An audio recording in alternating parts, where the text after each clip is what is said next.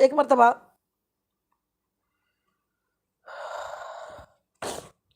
ہجرت کی رات اللہ کا حکم آیا کہ اے میرے محبوب ہجرت کر لیجئے.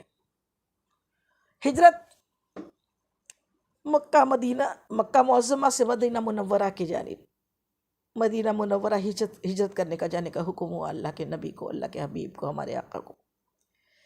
ہجرت میں جانے سے پہلے ہوا یہ کہ آپ تو پورے مکے میں امین اور صادق کے لقب سے پکارے جاتے تھے. کسی کو بھی امانت، اس زمانے میں بینک کے لاکر نہیں ہوا کرتے تھے. جو بھی لوگ اپنا روپیہ، پیسہ، دھن دولت ہوتی تھی نا، کسی امین کے پاس لے جا کے، کہ جو امانت دار ہے، وفادار ہے، اس کے پاس لے جا کے رکھتے تھے. اور پورے مکے میں حضور پاک سے بڑھ کر کوئی امانت دار نہیں تھا. اس لیے آپ کو امین کہا جاتا. امین مطلب امانت رکھنے والا، امانت کو سنبھالنے والا، امانت کے ساتھ دھوکہ کرنے والا نہیں، امانت کو سنبھال کے رکھنے والا، پوری کی پوری امانت واپس کرنے والا. تو یہودی نصارہ بھی اپنی امانت حضور پاک سرور کائنات صلی اللہ تعالی علیہ وسلم کے گھر پر رکھتے تھے. اب مکی والوں کی امانتیں گھر پہ رکھی ہوئی تھی آپ کے کاشا نے، اور پھر حکم آ گیا اللہ کا حکم ماننا بھی ضروری تھا. حکم آیا کہ ہجرت کر لو.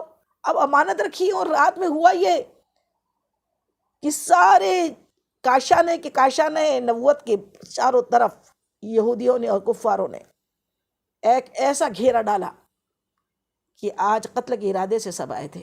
حضور پاک حضور پاک کے قتل کے ارادے سے گھر کا گھیراؤ کیا ہوا تھا، معاشرہ کیا، اللہ اکبر، محاصرہ کیا تھا. اور محاصرے میں سارے کافر گھر کو گھیر کر کھڑے تھے، اور اللہ کا حکم تھا کہ آپ یہاں سے نکل جاؤ، ہجرت کر لو. اللہ کا حکم جب آ جائے اور اللہ جس کے ساتھ ہو، اس کا کوئی کیا قتل کرے گا، کہ اس کا کیا سوچے گا.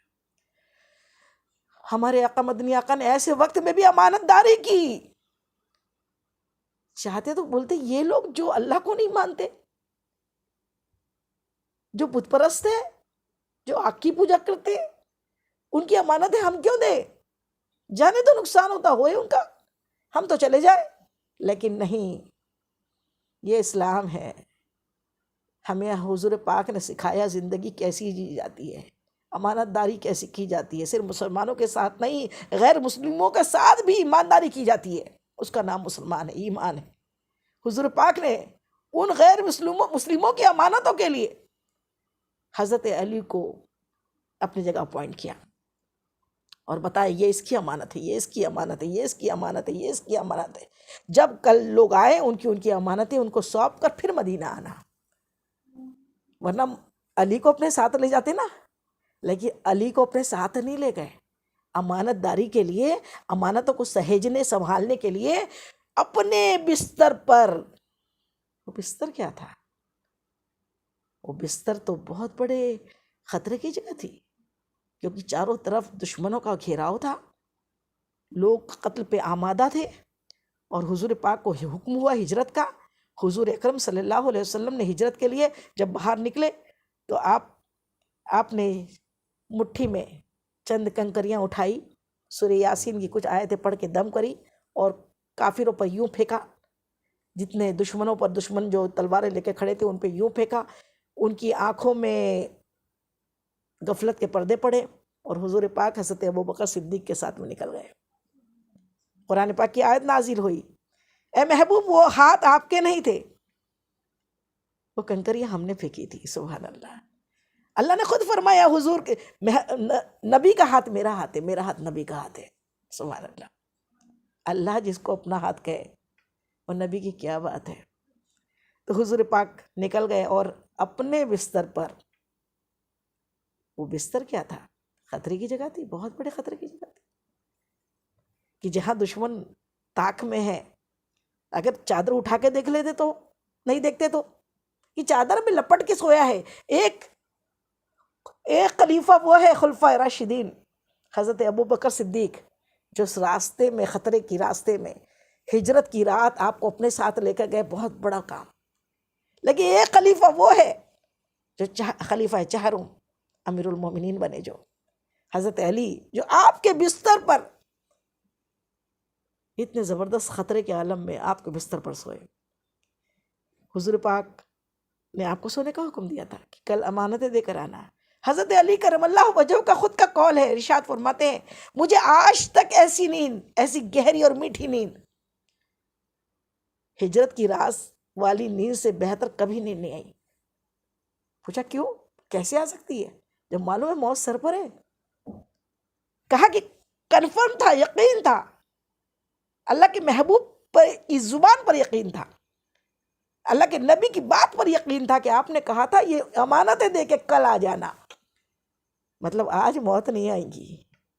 روز کی بات تو الگ تھی، رات میں انسان سوتا ہے تو دعا ہی مانگ کے سوتا ہے، اللہم بسمک اموت و احیا، اے اللہ تیرے نام سے مرتا ہوں، تیرے نام سے جیوں گا. لیکن آج کی رات جب حضور پاک نے فرما دیا کل یہ امانتیں دے کر آنا، تو پکا تھا کہ اللہ کے محبوب سے کی زبان سے نکلی بات غلط نہیں ہو سکتی. کل ضرور آئے گا میری زندگی میں، آج رات مجھے کچھ نہیں ہو سکتا. سبحان اللہ سبحان اللہ. یہ علی کا یقین، یہ علی کی محبت. ایک مرتبہ یہی حضرت علی کرم اللہ وجہ، شیر خدا، مشکل کشا، اسد اللہ، حیدر قرار، نام بھی کیا رکھا تھا آپ کی والدہ نے؟ نام رکھا تھا حیدر نشیر، اسد اللہ، اسد نشیر. سبحان اللہ سبحان اللہ، شیر نام رکھا تھا. ایک مرتبہ عمر، جو یہودیوں کا بہت بہت بڑا پہلوان، بہت بڑا جنگجو، جس نے 100 سے زیادہ جنگیں لڑی تھی، اپنے غزوہ خندق کے ٹائم اتنی چوڑی خندق کو ایک گھوڑے کی چھلانگ لگا کے سامنے آ گیا اور کہا کہ کون ہے جو جنت میں جانا چاہتا ہے، آ جائے میرے سامنے. اللہ اکبر. اس وقت حضرت علی کرم اللہ وجہ صرف 21 سال کے نوجوان تھے. کہا میں ہوں. حضرت علی فرماتے ہیں، حضور پاک فرماتے ہیں تمہیں معلوم نہیں عمر ہے؟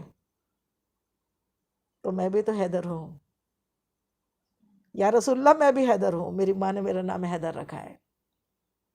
کہا میں ہوں. کہا بھتیجے، کئی رشتے ہوتے تھے نا، وہ رشتوں میں تو کیوں میرے سامنے آ رہا ہے؟ میں تجھے نہیں ماروں گا.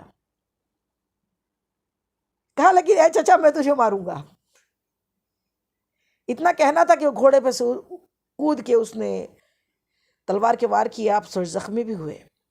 لیکن پھر حضور پاک نے جو دعا فرمائی تو ایک تلوار ایسی ماری کہ اس کے بھی ٹکڑے ہوئے، ایک ہی وار میں اس کے گھوڑے کے بھی 2 ٹکڑے ہوئے. یہ شیر خدا ہے، شیر خدا کی طاقت اللہ نے دی. ایک مرتبہ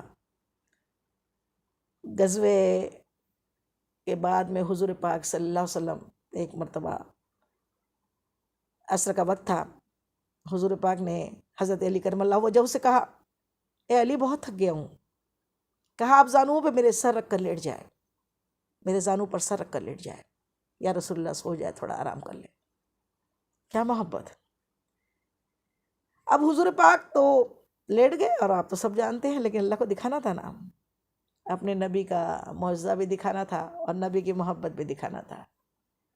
جبکہ حضور پاک اپنی نماز پڑھ کے جلد سے لیٹ گئے تھے، آپ کی آنکھ لگ گئی، نیند لگ گئی، اور ادھر سورج غروب پہ پہنچ گیا، عصر کا وقت ختم ہوتے آ گیا.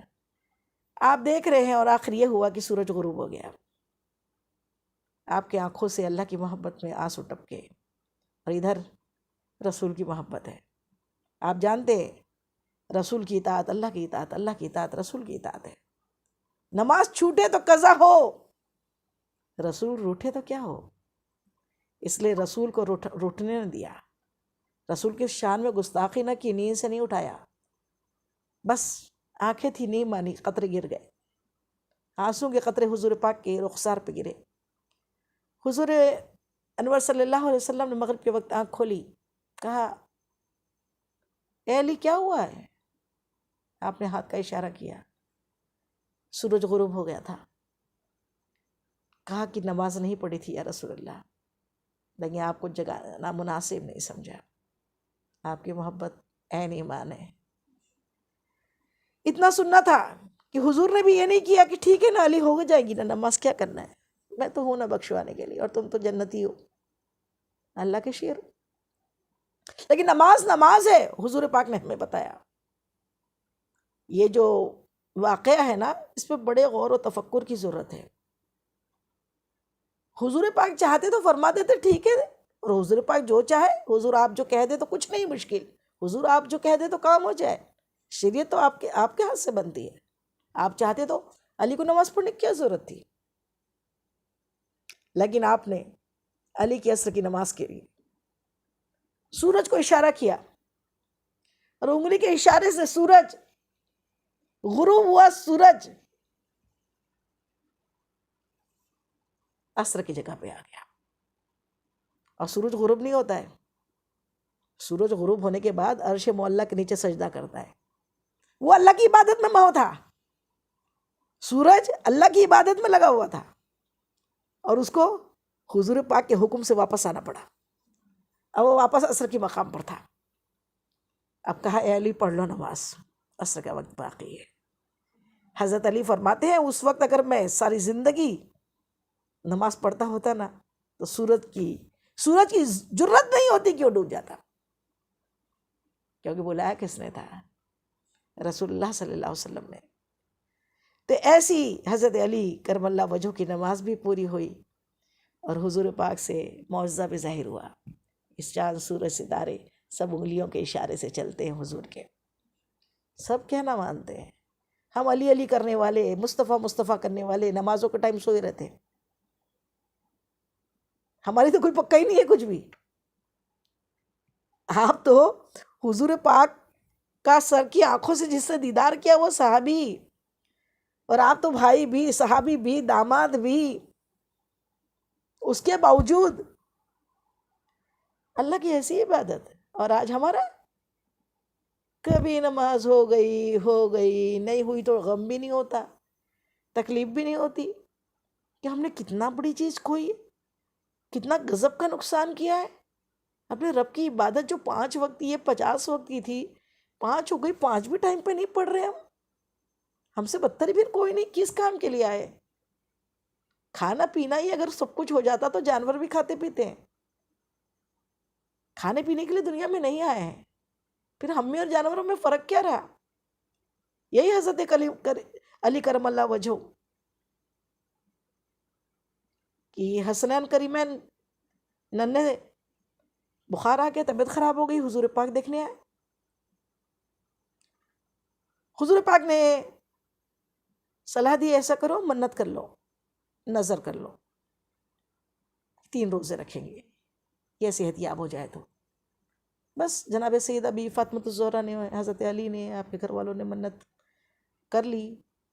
اب جب روزہ کھولنے بیٹھے، دن بھر تو روزے سے تھے، ویسے ہی روزہ رکھا تھا پانی سے، سحری میں کچھ بھی نہیں تھا، پانی سے روزہ رکھا تھا، اور دن میں آپ کہیں سے جو لے کر آئے، ایک روایت میں ہے کہ کہیں سے اون لے کر آئے کسی یہودی کے پاس سے، جناب سیدہ نے دن بھر اس اون کو کی صفائی کی، شام کو لے جا کے دیا عصر میں، پھر اس نے تھوڑے سے جو دیے، وہ جو کو لے کر آئے، پیسا کوٹا، چکی پیسی، بھگایا پکایا روزے کی حالت میں، اور پھر جیسی روزہ کھلنے بیٹھے تو سامنے آواز آئی، مسکین ہوں، اللہ کے نام پر کچھ دو۔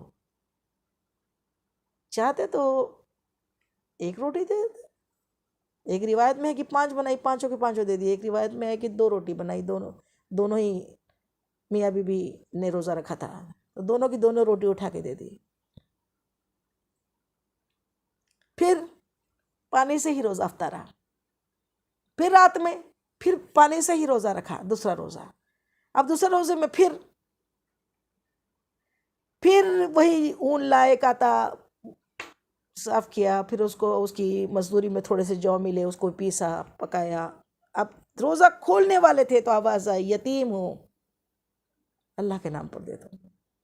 پھر پورا روٹیاں اٹھا کے دے دی، پھر پانی سے روزہ افطارا۔